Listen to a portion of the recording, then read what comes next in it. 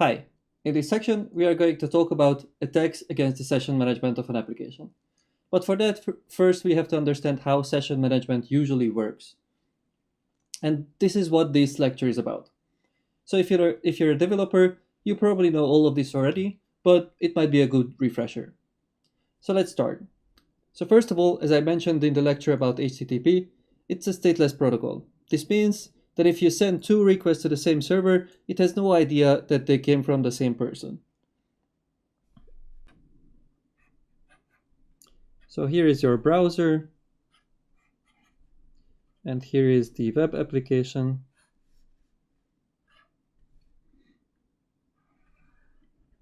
And when you send a request, and then you send another request, the web application has no idea that this request come from the same person.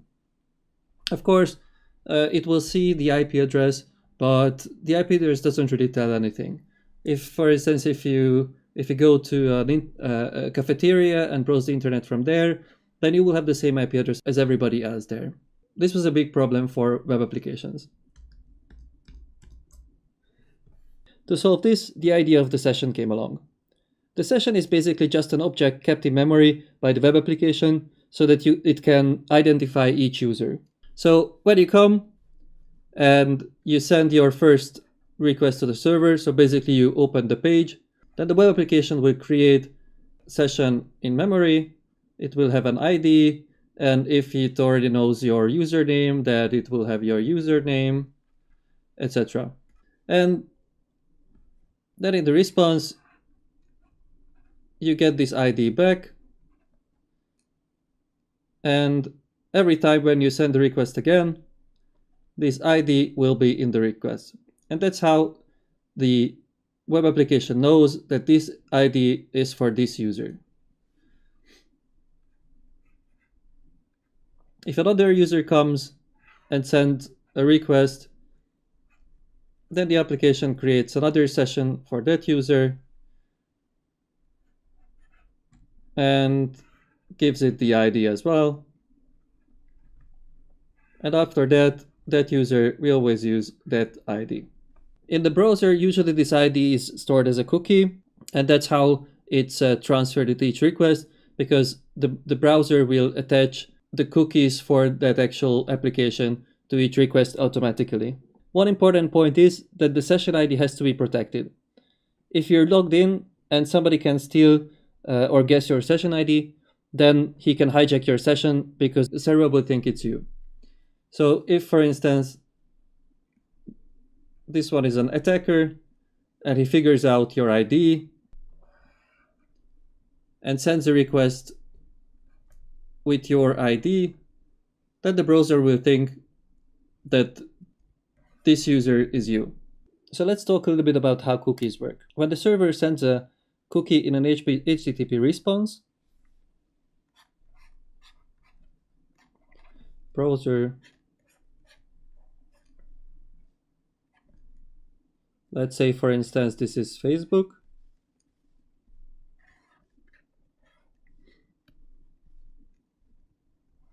You open Facebook, log in, you get an ID, then the browser will store that for Facebook you have an ID as a cookie. And every time when you send a request to Facebook, it will contain the ID as a cookie. When the server issues a cookie, it can define three things. The domain, which is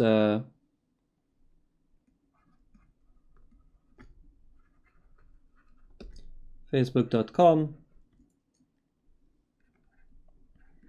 then the path, which will be either just slash or some directory, and a time frame, how long this cookie should be valid. And the browser will store all this data. So whenever you send a request to Facebook, it will check whether it has a corresponding cookie or not, which fits all of these three. So it's still in the time frame. It sends either to this path or any subdirectory, and it's sent to facebook.com. If the server specifically defines the domain, that means that the cookie will be valid for Facebook and all subdomains. So it will be also valid for whatever images.facebook.com. So it will be sent there automatically. If the browser doesn't specify the domain, then it will be only set for the domain which actually sent the cookie. So after you log in on a page, you will have a session cookie which will be sent with each request, and that's how the server knows that it's you. Of course, the cookies are the core of user tracking and marketing, but that's absolutely another story. So let's see how all these things work with our application, the Voice of the Emperor. So open your Kali and open your Burp Suite and make sure it's connected. You can either restart Kali, or you can make sure that there is no cookies there. So for that, come to Preferences and Privacy, and here you can see Recent History and choose Everything, and here also Everything. That will delete any cached data in your browser. Let's go back and then load the application.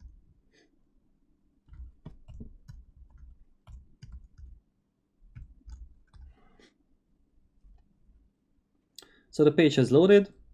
Let's go to Burp and see what happened here.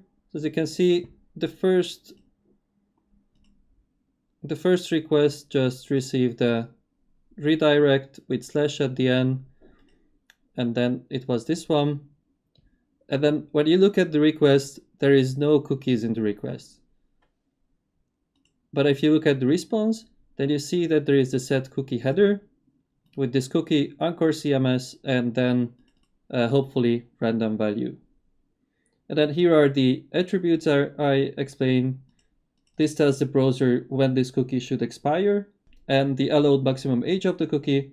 And here the path. So this means that this cookie is valid for all subpaths under the root of this domain. And if you check any subsequent requests, you will see that the cookie is sent in any further requests automatically. It's always there. We can also check our cookies in the browser. In the developer tools, Ctrl+Shift+C opens it, or you can come here and choose developer tools and toggle tools, or open the inspector. What we need is the storage. You might not have that open. Then you can come to the settings and here check the storage tools.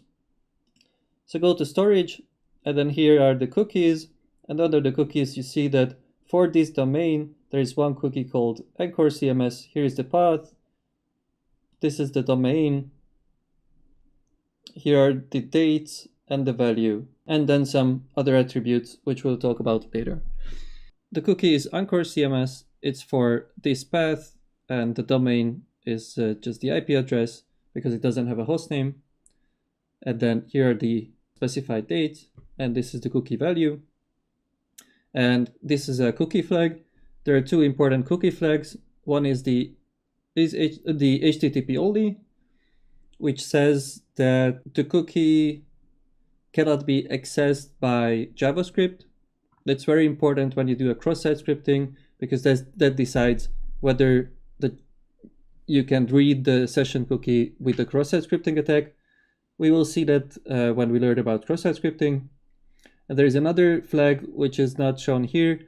It's called the secure flag, that defines whether the cookie should be sent through unencrypted or only through encrypted channels. Basically, if the secure flag is true, then the cookie will be only sent if the web page is opened through the HTTPS connection and not just HTTP. A cookie can be either a session cookie, which will be lost when you close your browser, or it can be permanent, which will be written to disk when you close your browser and loaded again when you open the browser. Basically, that's how you can stay logged in Gmail or in Facebook, even though you restart your computer or close your browser, because it will be saved to a file and then read again when you open it. Many applications have a lot of cookies. Most of them are actually used for marketing or for tracking or similar. Let's just open another page.